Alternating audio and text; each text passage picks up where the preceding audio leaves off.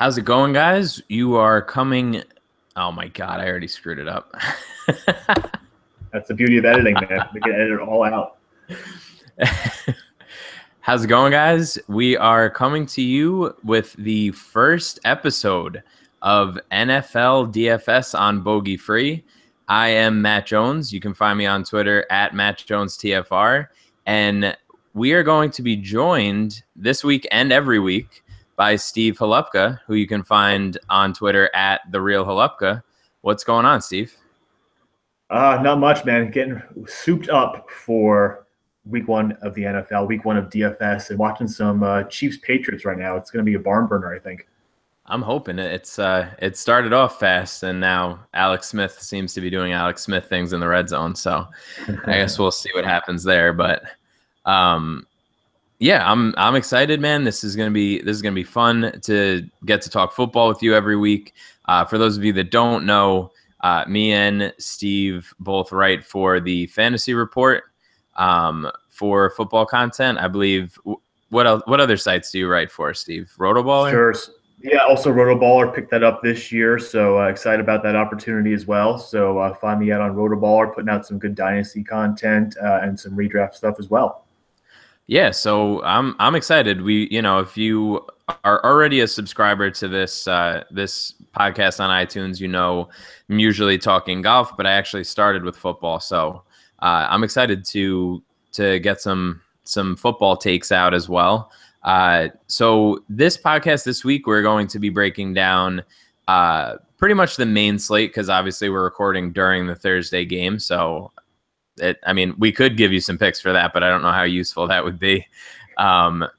So yeah, why don't we dive right into it and start talking some quarterbacks here, Steve? What are you looking at as we're picking quarterbacks for the week? Yeah, typically with quarterbacks, I'm looking for home favorites. I'm looking for high over-unders and relatively close in terms of favorites as well. So there's a couple of good ones here on the slate that I'm looking at right now, especially on DK. Even though, and I'm going to kind of go against what I said about home favorites, but Carson Palmer at 6,000 against the Detroit Lions, whose defense is just absolutely horrid. Going to be on the road, over under 48 so far for this game. Really looking at Carson Palmer to bounce back in a big way. He's got a ton of weapons healthy now. John Brown's back for that deep threat. Larry Fitzgerald would start off the last two seasons really strong. And also the Detroit Lions right now. I'm just looking up to see from Football Outsiders their advanced metrics and projections for the Detroit Lions. Right now, their defense is projected to be bottom half of the league at 19th for DVOA. They're projected. So I'm looking at that matchup. That looks real good to me, kind of in the middle at 6,000. Kind of on the higher end, of course, you got your names like Big Ben, Cam, and Aaron Rodgers. But what's really shocking to me is Matt Ryan's only 6,900 as a home favorite playing the Chicago Bears. That's just another screaming matchup that sounds just too good to be true, especially when you have other guys like Cam and Ben higher than him. So do you have a couple takes about quarterbacks that you think look good this week on the slate? Yeah, I'm with you on Carson.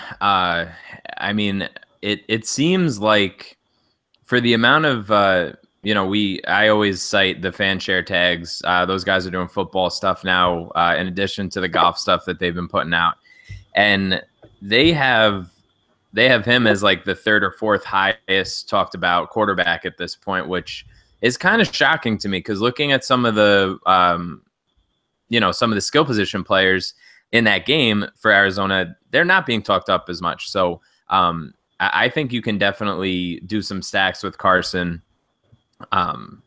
Honestly, you could probably stack that game. You could run it back with somebody as well, or you could even go Stafford. I think that game's going to go over. I can't really imagine that it's, those two offenses are going to sputter out. I know Arizona's defense is obviously much better than the Lions, clearly, but outside of that, I feel like Mariota is going to be the chalk, right? There's really There's really no getting away from that. He's at home. It's the second highest over-under of the week. And, he has more weapons and options than he's ever had before. So there's no reason really not to play him. Going down a little bit cheaper, I think Wentz is going to be chalky as well. Honestly, I don't think you can really go wrong. You can go with Wilson even. I feel like in a tournament he's going to be a little lower owned since he's right at the same price as Mariota. And outside of that, I mean, those are the guys that I'm really probably going to focus my ownership on. Like I don't spread myself too thin on quarterbacks. Quarterbacks in general, the ownership is reasonably flat, and you don't really have to worry about a guy getting to you're never going to see a quarterback like 30% owned really or anything like that. So you can mix and match, obviously depending on how many lineups you have going. But yeah, I mean, that's kind of where I'm limiting my pool to. Maybe I'll throw in like a Tyrod Taylor, maybe just because he's going to play now. Nobody's really going to have him, and the Jets are they're going to be historically bad. Like, even if their defense is reasonable, like even if their defense is average, their offense is so bad that it's not going to matter, right? They're going to be on the field for so long that eventually something's got to give. So that's kind of where I'm heading as I've been, starting my process and going through this week. So for Tyrod, though, let's just go back to him real quick. Are you looking him at cash games too, or just for GPPs? I mean, I'd rather save whatever it is, another $900 and just play Wentz in cash if I'm going to go cheap. Right. That's kind of where I'm at right now. I think Taylor's a decent GPP play, but I don't really see myself throwing him in cash. I agree. Yeah, totally agree on that. All right. Cool. So, yeah, great. Why don't we head over to some running backs? And obviously we have to start all the way up at the top with Bell and Johnson. Is there even a reason do you think there's even a reason to differentiate between the two, or are you just going to kind of be half and half on them? I think I'm going to split my cash games half and half. Even my GPPs probably half and half also. I mean, it's going to be almost impossible to roster both. So to be overweight in one versus the other, it's going to be really difficult. I mean, Bell does have the larger spread as a road favorite. Right. So he might be salting away the game late. But that being said, I mean, DJ has been historically better at scoring touchdowns. So you may get some better touchdown equity from DJ. But yeah, I mean, to be overweight in one versus the other, it might prove to be more difficult than not. What are your feelings on that? Yeah, that's kind of where I'm at too. I was actually just sort of diving into that question earlier for my article coming out tomorrow. And I mean, if you really want to give an edge, it's really hard to find one. I mean, if you think Myles Garrett was going to be that big of a deal for Cleveland, and now he's going to be out for a couple weeks, so Bell doesn't have to deal with them. But I don't know how much that even really factors in. I honestly think you spread it out and hope for the best with whatever else you pair with them. The other running backs that you're going to be putting with them, you need to hit on a guy that's a little bit cheaper so that you can fit in some of these wide receivers that we can trust, at the higher ranges. How about we go so the guys over 7,000. So you got Shady, Zeke, DeMarco Murray, and Devonta Freeman. Are there any real strong takes you have between those four? I know my one take for someone who I'm not going to play, I'm not going to have any Zeke this week. Not just being a Giants homer, because I totally am, but I mean, the Giants' run defense, it's really, really nasty. Let's be honest. They could have a historically good defense this year with all the pieces in place. JPP learning how to use the kind of club he has on his hand for a second year now. So I'm not touching Zeke for this year, or for this week, I should say. Mm-hmm. I mean, Shady, I feel like they're going to run into the ground in Buffalo. just because there's really nothing else for that offense. You can't really trust rookie Zay Jones. Charles Clay has been an afterthought so far in the passing game. So, I mean, I wouldn't be shocked if Shady gets at least 25 carries, another 3 or 4 receptions. With Murray and Freeman, they're both interesting games because Oakland's defense is just repug. So I would not be shocked if DeMarco Murray, starts off strong like he did last year and just has a crazy 25 touch game where he catches 6 passes and runs in 2 touchdowns. Right. I don't see that much upside for Freeman. I think they'll probably attack Chicago through the air just with how shaky that back end is. Their front seven is actually not too terrible with the Bears. So I think Freeman and McCoy would be my second choices as, that second level of back. What about you? Yeah, that's kind of where I'm at too. I really don't want any shares of Freeman. That's exactly what I was going to say. Like Chicago's, a bit of a punchline just because of the shape of the offense and who's going to be the quarterback if you want to put a line on it for like who's going to be the quarterback in week 8, it's like who the hell knows. But for defensive purposes, you're right. That front seven is, they're above average for sure. And I don't think they're going to need to really run the ball that much. So I like Murray. I think he's going to be popular. I'll probably have mostly Murray if I do drop down to this tier, but I feel like there's so much value in running backs a little bit further down that I don't even mind I'll have a little bit of McCoy and Murray, but I'm not going to go crazy on them. I'll have more Bell and Johnson, a little bit of McCoy and Murray, and then throw in some value guys so we can get to those wide receivers that we need in DraftKings, right? Because full PPR, you need guys that are going to get targets and going to have the volume. It's not just, oh, he caught a touchdown, so he's going to pay off value. That's not how it works on DraftKings. So right, that's kind of where I'm at with that. Yep. So in terms of kind of mid-tier running backs, I know we kind of talked about the top 4 or 5. What's your feeling about Todd Gurley this week? Could you ask for a more juicy matchup against the Colts at home without Andrew Luck? Does he bounce back, do you think? Are you playing him in cash or just GPPs? What's your thought on him this week?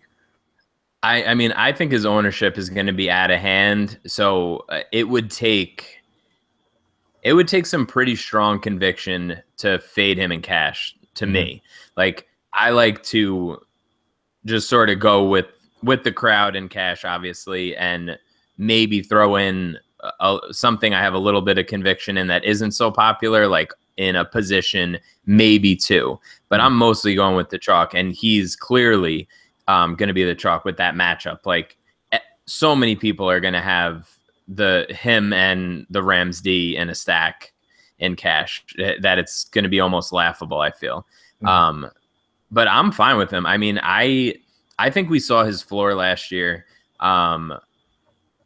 Could he really be worse this year? Like in theory, he got rid of Jeff Fisher, so that's an automatic upgrade, right? So, that's kind of where I'm at on him. I think we saw his floor, and I don't really see a situation where he's just completely underachieving and going like lower than we saw him last year. Like I don't think he's Trent Richardson. No, I agree. Yeah, I think he's much more talented than Trent Richardson. Yeah.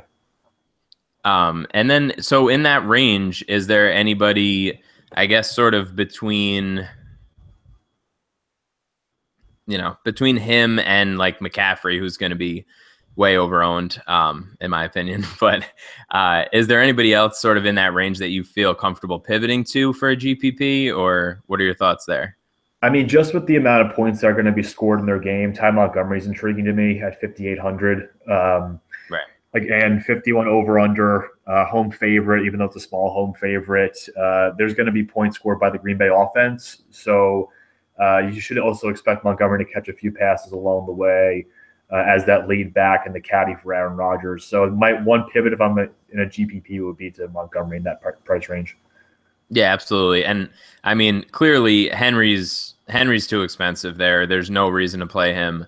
And there's really, if you really want to get cute in a GPP and you want to play mixing, God bless. But I have no feeling for how that's all going to shake out. Maybe he finds the end zone twice and we all, I look like an idiot, but I just don't see it. So I'm avoiding that. Really, that whole backfield at all costs, just because I want to see a week of it before I make any sort of decisions on that. Totally agree. All right, so then as we keep going down, you got McCaffrey there, who's being talked up quite a bit, obviously. I think it's pretty well documented what my thoughts are on McCaffrey. I'm not the biggest fan. I do think he has a great opportunity. I do think he's going to see volume. I think that people are underestimating Stewart's involvement still. But what are you with the ownership that he's likely to see with? I mean, he's basically being talked about as much as Gurley. What are your thoughts there? Total fade. Total and absolute fade. GPPs, cash games. I'm not touching them. To be honest, I think San Francisco wins this game outright. I'm not huge on Carolina to start the season. I want to see what this offense is. I want to see Cam actually check the ball down. I want to see him do those things that they've been talking him up to do. So he's a total fade for me. I think the only position player from Carolina I'd be intrigued about would be Kelvin Benjamin. Yep. But, just McCaffrey's a total fade. So let's move a little bit further down the list. So tons of names here in that 4,000 to 5,400 range. Out of those kind of large group of names, who are your 2 or 3 favorites? I mean, for cash, I feel like Powell's going to get a ton of volume. They're going to be down in that game. He's going to see a ton of targets, and I'm fine rolling him out in cash if I want to figure out a way to pay up for either Bell or Johnson and a reasonably high priced wide receiver. Then that's kind of where I'm going. Mm-hmm. I like Crowell. He's just my guy. I can't get away from him. So I'll definitely have a little bit of Crowell. I don't really see, like, I pulled it up on the RotoViz Splits app before, and basically the way that he played last year against Pitt was right in line with everything that he did, and they lost both of those games by more than 2 touchdowns. Mm-hmm. So I'm not really concerned about the game flow that much. I think they're going to get Duke Johnson involved in the slot and in creative ways, and Crowell is still going to get his regardless of the game script this year, because I really think that Hugh Jackson is going to commit to that, or at least I hope so, because I've written multiple articles and went on like multiple tweet rants about him. So I'm definitely in on him. And then as we go down, I'm really just looking for guys that are going to get like reasonably safe targets. I think Theo Riddick is being like criminally under-discussed right now. If they fall a little bit behind in that game and he has to come in and play the role that he's played recently, last year when they were underdogs, he averaged like 8 more points per game than when they were favorites during the games that he was active. Obviously, he was hurt a little bit last year, but so I like him. I like him in a sort of negative game script situation, which I think they could fall behind against Arizona. I don't think that's out of the realm of possibility. What are you completely off with me? Are you on board a little bit? What are your thoughts there? Yeah, no, I mean, I think I'm on board with Powell. I hate to have like such a negative game script for the Jets, because I don't think Buffalo's anything to write home about, but I do foresee him getting a ton of targets and a ton of work. I really am intrigued by Carlos Hyde at 4,600. Yeah. I mean, his last 2 opening days have been just insane. He scored 2 touchdowns in each of the last 2 opening days, caught an extra 3 balls. So Hyde is really someone I'm taking a stab at in cash. I'm intrigued by Abdullah. I know you talked about Riddick with that negative game script, but if the Lions keep it close, I think Abdullah gets the lion's share of the work there. Sorry for the terrible pun. I see it. So I think he could end up with 20 touch upside if that game does stay close. And of course, he's a little bit cheaper than Theo Riddick as well. Right. So In a GPP, I'd be intrigued by Abdullah. I'm definitely not playing him in cash. Yeah, that's fair. I mean, I think Hyde is definitely a reasonable play. Again, just based off of his ownership, if you want to insulate yourself in a cash game and you want to go with two of these guys, like if in theory, I mean, I would have to see what the remaining salary would be, but I feel like if you went Powell and Hyde as your two running backs, you could fit in whatever you wanted after that. Like if you're somebody who doesn't want to pay up for a running back and you want to go that route, I guess I'm going to play around with it, and maybe I'll tweet some things out as I'm looking through it. But I feel like that's one way to go. I mean, I don't think it's necessarily the best way to go as like your biggest sort of exposure with both of those guys together, but I think it's definitely viable in a GPP just to see what else you could fit in. Yeah, I mean, you can load up elsewhere if that's the case. Right. And I mean, after that, there's not really, like, I'm not touching Blunt. I'm not going with, I mean, speaking of Giants homers, like I'm a Giants fan too. I'm not touching Perkins. Yeah, I mean, outside of that, is there anybody? Maybe Sproles. Maybe Sproles. That was my one thought. And then once you get past there, it gets real gross real quick. Yeah, it's really ugly after you get past Darren Sproles at 3,900. I mean, there's really no one that you can even guarantee touches for. Right. It's really kind of gross. So that'd probably be my cutoff for any of my games would be Sproles at 39. Right. All right. So, all right, let's head over to wide receivers. And obviously we have the usual suspects all the way up at the top. We have Brown, Jones, Odell, and AJ up at 8,000 or higher. So what are we doing here? Because this is seems like an embarrassment of riches up this way. It seems like it, but of course there's the question mark about Odell's ankle. Right. He's hardly practicing this week. Will probably end up being a game time decision against Dallas. I'm not as keen on AJ Green at 8,000. Jimmy Smith will be back and healthy for Baltimore. Their defense and their back end especially should be improved versus last year. They added Tony Jefferson. They're much healthier now on the outside. They added Brandon Carr. So I'm not as big on AJ Green. So I'm going to be really building my rosters around Jones and Brown, especially in cash games. I think those two will probably have a split exposure on both of them. What are your thoughts? Yeah, no, I'm with you. I mean, I think just looking at what sort of the industry is saying, you have those two guys up at the top are pretty much neck and neck. You have AJ Green being talked about quite a bit, which, as much of an AJ Green fan that I am, I'm not crazy about him this week for the same reasons you mentioned. And then there's going to be so much. I mean, once you get so much ownership is going to be between Brown, Jones, Cooper, maybe Crabtree, and definitely Fitzgerald.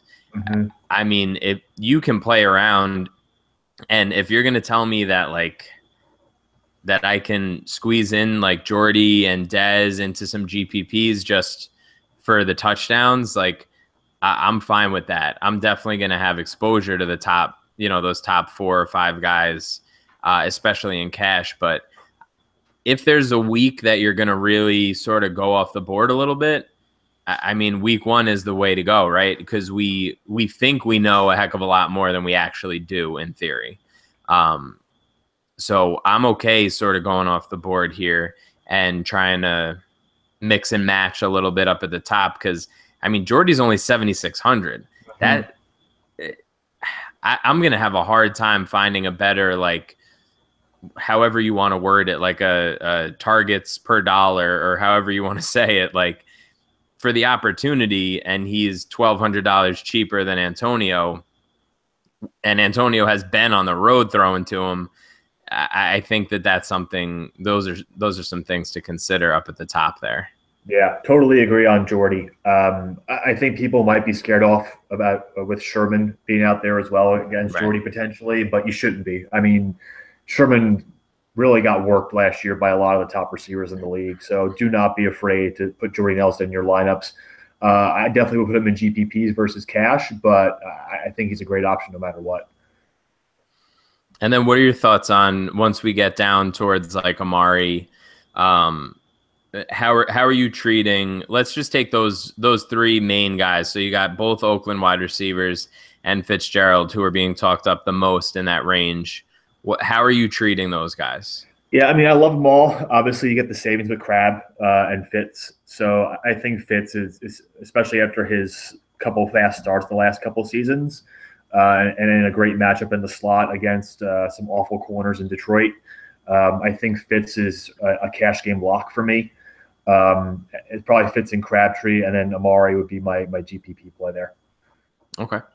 And then sort of in the middle of that range, I don't know if you saw earlier today, in the afternoon, Patrick Peterson tweeted out a picture, and it was like I don't know, some weird like picture advertisement of like the matchup for him this week. And I thought it was interesting that it was Golden Tate. Are you putting? What are your thoughts on the Detroit wide receivers there? Like, are you thinking Tate or Jones or neither? Like, what are your thoughts in regards to that game? Because I really like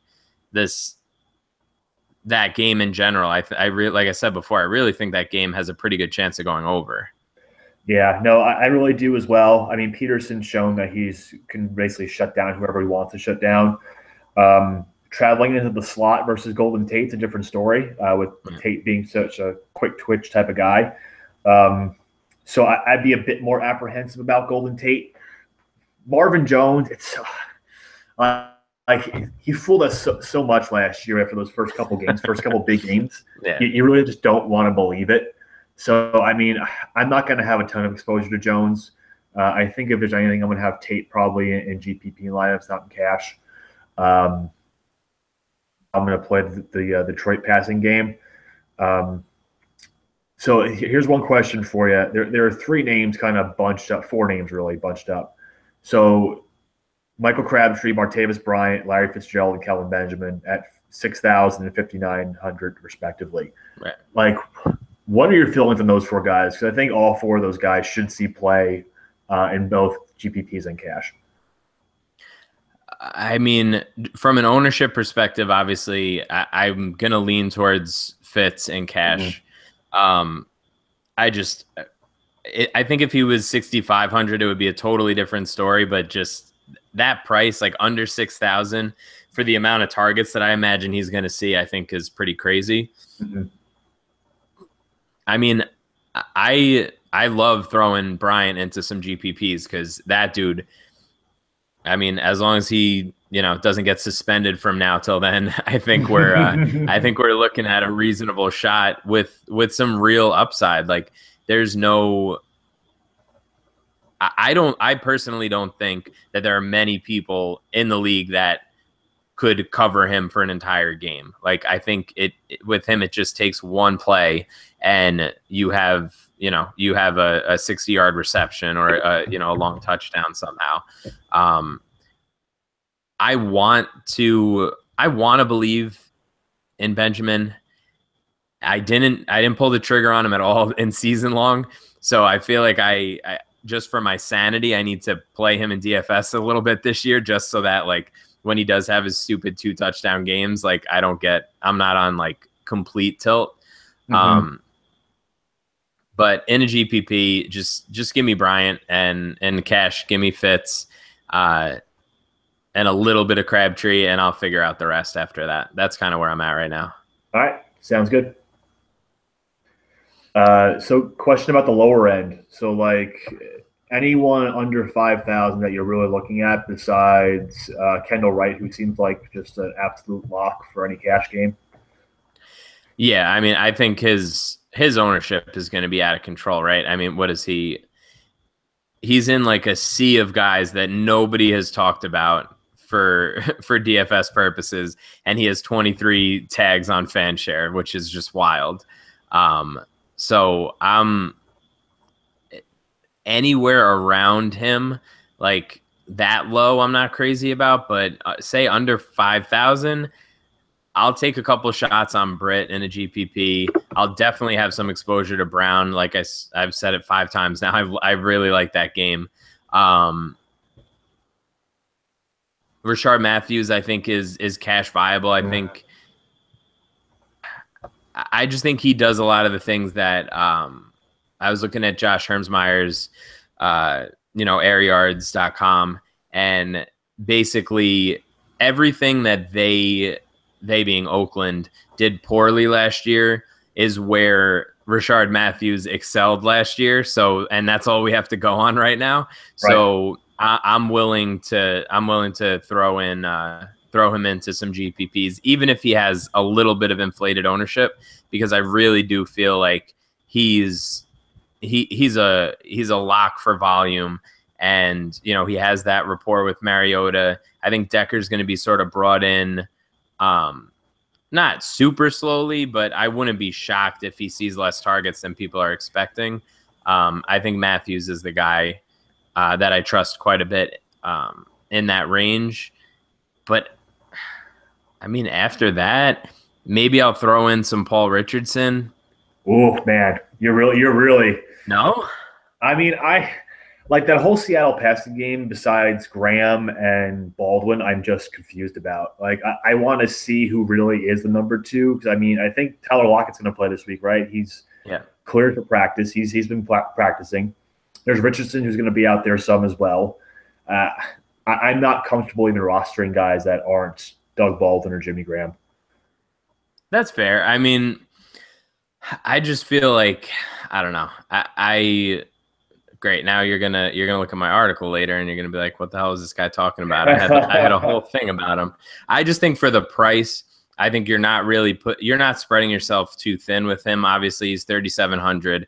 It's not a price that's going to cost you, any other being able to fit in anybody else at another position. Mm-hmm. I'm not talking about going making him a huge part of your portfolio of players. Right. But I think he's worth a sprinkle on some GPP lineups. Okay.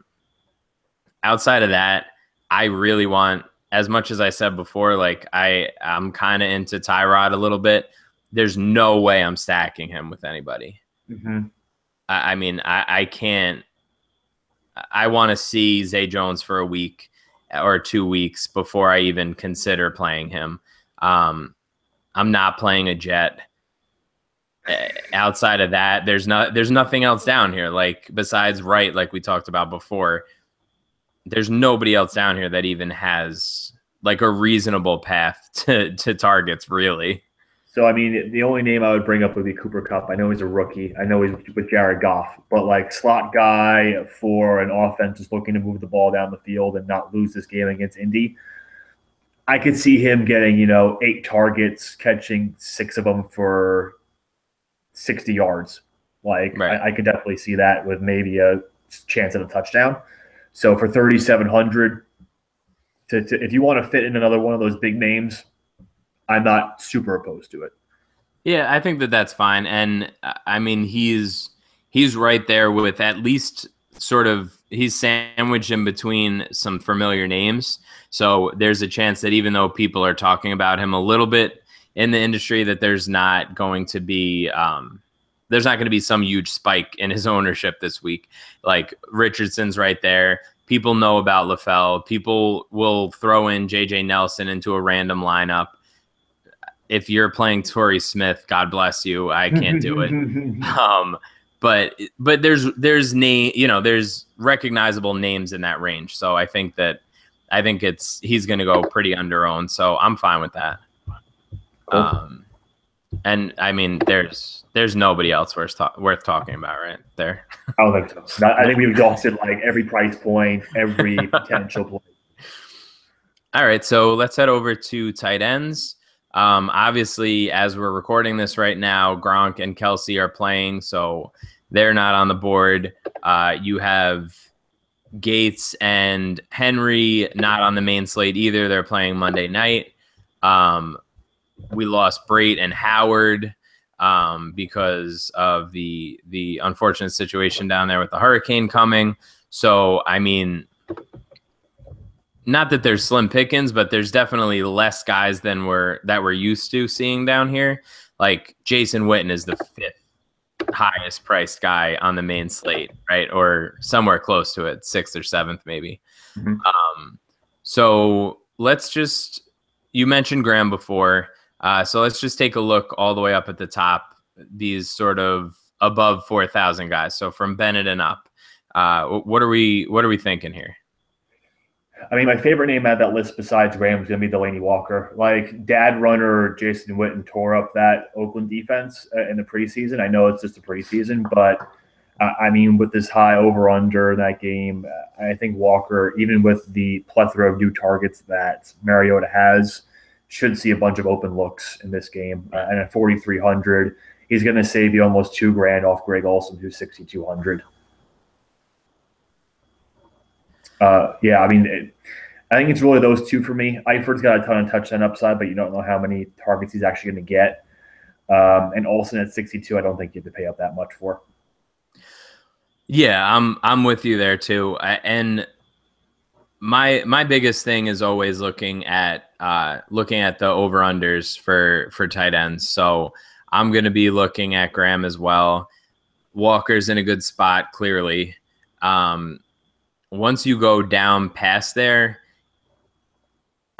I mean, I just can't believe that Bennett is going to be that involved all of a sudden. Like, all of a sudden, Rodgers is going to start getting the tight end involved again when he really hasn't done it except for like a year with Jermichael Finley. Like, how long ago was that? You know what I mean? Like, I would have to see that. I'm not willing to pull the trigger on him.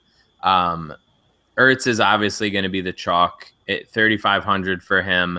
And the way that Washington plays defense, he's going to see – I would be shocked if he didn't see double-digit targets this week. So I'll definitely have him in cash. Then you get into a conversation where is it worth it to throw him into a GPP? Do you really feel like you're falling that far behind the rest of the field if you don't have him? So what are your thoughts there on Ertz? Yeah, I mean, Ertz seems like the just stone cold lock for cash, like so cheap. Like you said, almost guaranteed for double-digit targets. We've heard Alshon's going to be shadowed by Josh Norman, so that takes him out. If you throw the ball to Torrey Smith more than like 5 times, his hands fall off. So, I mean, it's just I feel like Ertz has to be there in cash, GPPs. You know, I think you can go elsewhere. Like, I don't think you're falling behind that much. You know, there is always that chance that Ertz just can't get it done. Wentz in year 2 just takes a step back for some reason. And you really target one of those guys that we talked about before. I mean, Jimmy Graham seems like he's going to be the red zone monster again, and Green Bay's defense wasn't exactly good last year. We don't think they've improved that much in the back end either. Like we talked about Delaney Walker having that crazy upside against an Oakland defense that I think I could score 3 touchdowns against. So it's just – I think those two names, if you're going to pivot off Ertz in GPPs, are probably your top 2 choices.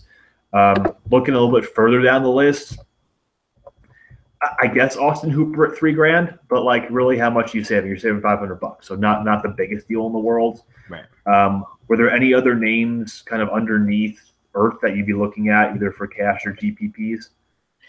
No, I mean, I'm with you. You know, maybe Hooper falls into the end zone somehow, but outside of that, I do think that there's potential. I mean, again, we're talking. This is also what bugs me. Like, everybody talks about the Pittsburgh offense, and then everybody has to get 3 touchdowns, and you know they have to score 150 points to live up to what everybody thinks they're going to be able to do. Mm-hmm. But I do think that it's reasonable that Jesse James ends up getting a little bit more run than you think, even though they just got McDonald, because who knows how up to speed he is. I don't think that I could really, like, in reality, pull the trigger on that and click on his name. But I wouldn't be shocked if he ended up having a touchdown. And for 3,000, I mean, that's not the worst thing in the world. Most of these guys, outside of a couple of volume guys that we already spoke about, aren't really going to do much of anything. So once you get past there, though, I'm completely out. Like, I'm scrolling through, and there's nobody that even piques my interest a little bit. So, I'm good on I'm good on tight ends. I'm just gonna play Ertz. I'm gonna throw in some Delaney and some Jimmy and call it a day. So that's kind of where I'm at. Yeah, one more name that I was looking at that's just $100 more is Eric Ebron in that potentially crazy Detroit Arizona game. Thinking about maybe a pivot, not in cash, but in a GPP. Would you think about that, potentially entertain it, or am I just like a crazy man? No, I don't think that that's crazy. I think that it's clearly a good pivot off of Ertz, but it's also good leverage off of people who are going to own Tate and Jones, and even if, let's say, Ebron falls into the end zone twice, and it doesn't shoot out the way that we think, and he has a large percentage of the scoring for the Lions, you're going to be way ahead of the game. Like all the people who are going to own Abdullah and Riddick, if those short touchdowns end up being red zone targets for Ebron, then you're golden. So I'm fine with that in a GPP. I definitely don't really see myself pivoting off of Ertz in cash. But yeah, for a bigger tournament, I'm definitely down for that. All right, so let's take our 30-second segment to talk about defenses. Sounds good. I'm in. I mean, you gotta go against the Jets, right? You gotta go against the Colts. What else is there? Are there any other teams that are jumping out at you here? I mean, the Rams at 32 against Scott Tolzien, like it kind of jumps off the page at me. I'm really digging that. Everyone else, I think below that, you're kind of taking an unnecessary risk. I think all the teams above that, so whether it be the Steelers, Jags, Texans, Bills at 3,600 and above are pretty good locks for a decent day. I think the Texans might have the most turnover upside, if you want to call it that, with Blake Bortles, the never-ending pick six, playing against them with the extra motivation of the Houston game as well. So, I mean, that might be my one pivot off the Bills, even in cash. I think I'm cool with that. But, yeah, I mean, I think it's mostly for me going to be the Rams and Texans, actually. The Bills, like, I have a sneaky feeling the Jets won't be that terrible with all the moves the Bills made to get rid of players. Like, I don't think they deserve to be the most expensive defense this week. Right, and they're going to be – people are going to definitely just say, oh, it's the Jets, so let's play against them. So I agree with you. I think the Texans are a good pivot off of them. If you do have the salary left over to pay up a little bit for a defense, I think that's completely reasonable. And then outside of that, you can kind of throw darts at a couple of guys sometimes for defenses, but I mean, you just need a touchdown, right? You just need a pick six or whatever. And so if you're going against Blake Bortles, you got a pretty good shot at that. So I'm with you there. Yeah, I mean, the one other sneaky one I would say, if you're really looking to be contrarian, play the Colts against Jared Goff. Like, if you're betting that Jared Goff is still terrible, why not? Right. They did make some improvements on their defense. They added Jonathan Hankins up front on the defensive line. Even without Vontae Davis, if Jared Goff really is as terrible as he was last year, there's a shot. Oh, for sure. And I mean, it takes – you just need one bad throw by him, which is, I mean, what is it? Like minus 10,000 odds that he's going to throw at least one bad pass. Like, it's clearly going to happen. So, I mean, you're banking on them coming up with a pick, or somebody fumbles and they run it back, whatever the case is. So I'm definitely fine with that, because Who the hell knows? Maybe the Rams are even worse this year. You never know. We don't know anything about these teams really until we see the first couple of weeks. So this is definitely the time to take chances. And defense in general is the place to take chances because why the hell not? It takes one mistake by the other team for you to be able to pay off. So I'm definitely good with that as well. All right. So what do you say? What are you thinking for a couple of stacks that you're really liking this week? So I'm going to go back to that Arizona-Detroit game. I mean, Carson Palmer, Larry Fitzgerald, I think it's a really nice stack and not overly expensive either with Fitzgerald just at 5,900.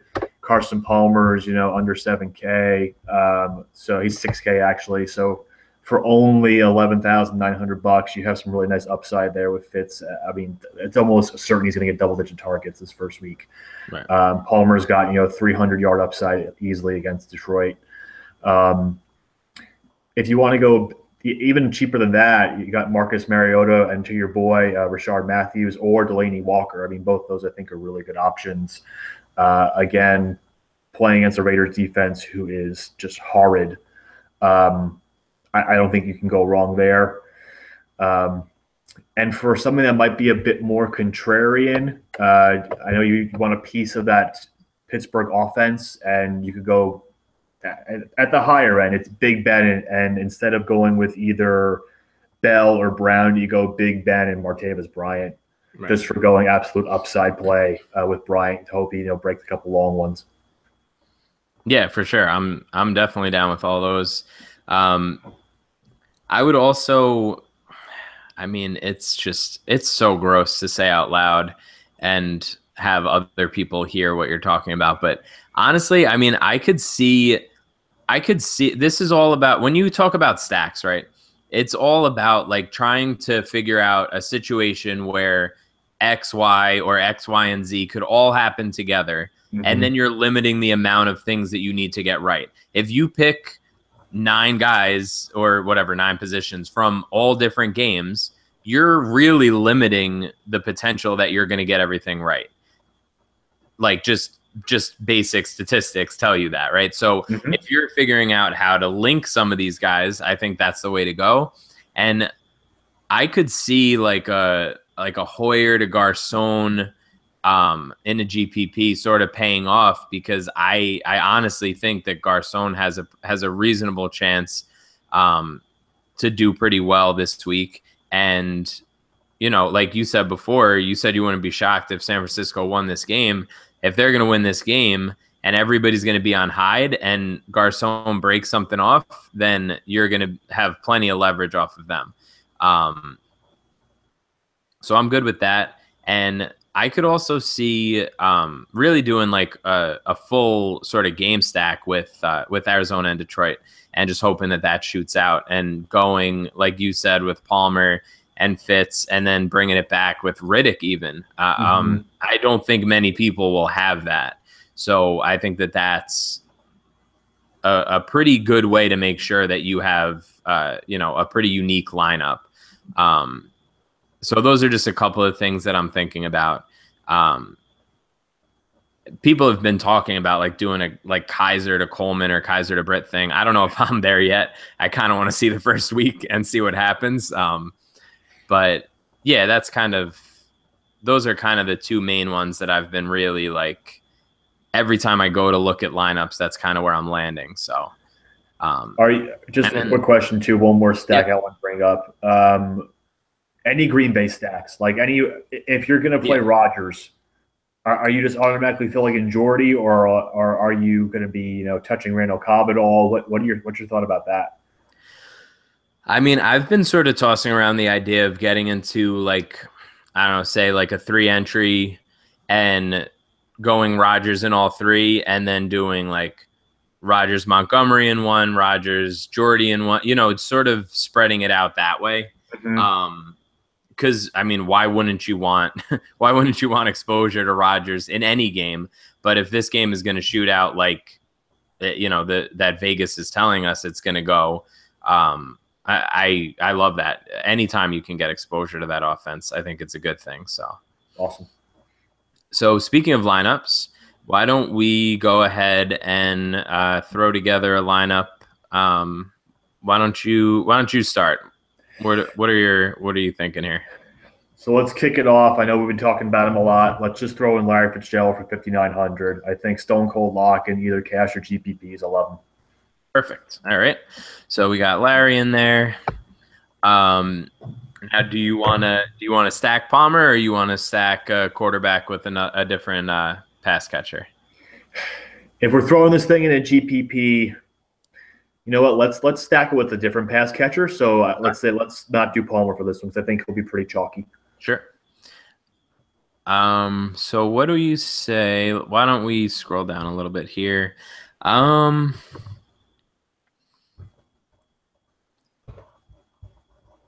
Man, I keep falling back to this Arizona Detroit game. Every time I look at the salaries, we can do a game stack. Cool, the game stack. That's fine. Or, I mean, what do you think about maybe doing like Mariota and Walker? I love it. All right. So we got Mariota and Walker. So that leaves us, let's see. All right. So we still have 5,500 left. So this is great. What else are you thinking here? What do we got? All right, let's fill in our DST. Let's go with the Houston Texans picking on Blake Bortles. I'm getting 2 pick sixes against Blake Bortles this week. Perfect. So which way should we go? You want to go Bell or Johnson for RB, or you want to skip them? What are we thinking? You know, we have Fitz for a piece of that game. Are we game stacking that or no? I know we don't have the quarterbacks. In, but you want to have a corollary play with Johnson and Fitz, thinking that Arizona's going to run roughshod on him. Yeah, let's see how that fits, because then we save ourselves a couple $100 there. Yep. All right, so now we're down to 49.50 per position left. So what are you thinking? You want to go Hyde? I'm in on Carlos Hyde, man. If you want to run, if you want to roll Carlos Hyde, I'm all in on Carlos Hyde. All right. So that bumped us up a little bit. We're up to 5,000. Wide receiver wise, I mean, I just mentioned him. I don't really. No, you can't really go there. What was the name, man? Go for it. No, yeah. I literally scrolled down like as quick as I could, and the top person was Garcon, and then I realized we just put in Hyde. So you can't. I'm not doing that. I don't believe in Hoyer that much that I'm going to do that. What do you say we throw in right here and see how high we can go with our leftover positions? Sounds good. Throwing Kendall Wright. Getting that floor. We're really getting a floor here. So we got $6K a piece. We have a wide receiver and a flex left. So this week, what are you thinking? You think we need you think we can go running back in the flex, or are you more of a wide receiver in the flex this week? I'm going wide out, I think, in the flex this week. Yeah. How much is Gurley? Gurley is 50. What was he? 50? Or no, 6,000 even. Oh, that's tempting. Do you want? Yeah, let's throw him in. Go Gurley in. All right, let's go Gurley. Throw him in the flex, and we have 6K left for our wide receiver.